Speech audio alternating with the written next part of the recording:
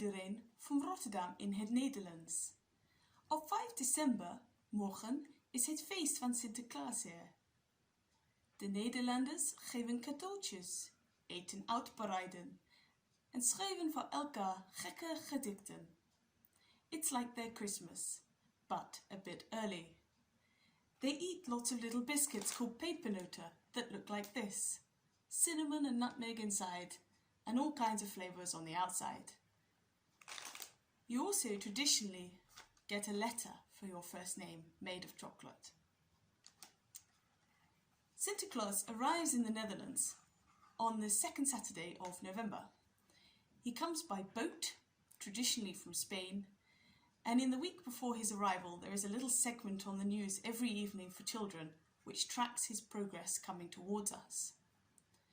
Every year he arrives in a different city, town or village in the Netherlands, and his arrival is screened on national television. He is often greeted by the king when he steps onto land. He then goes through the streets, riding a white horse. He looks very like Santa Claus.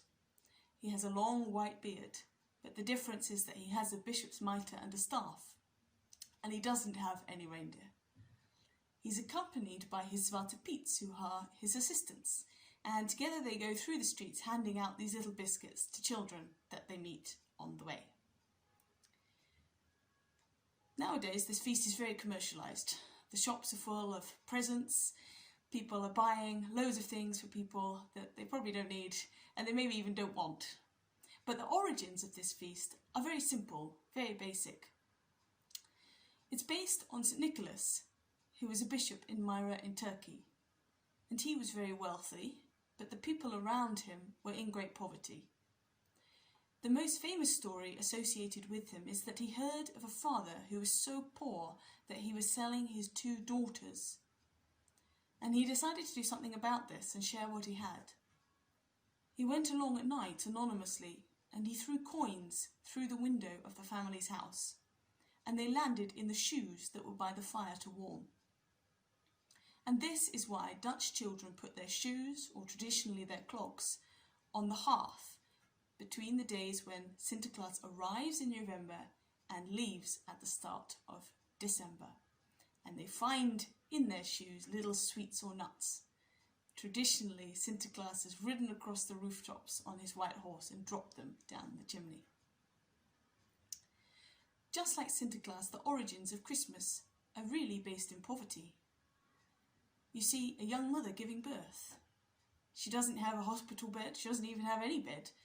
She gives birth in a stable, and the child is laid in the feeding trough of the animals because there was nowhere else to put him that is safe.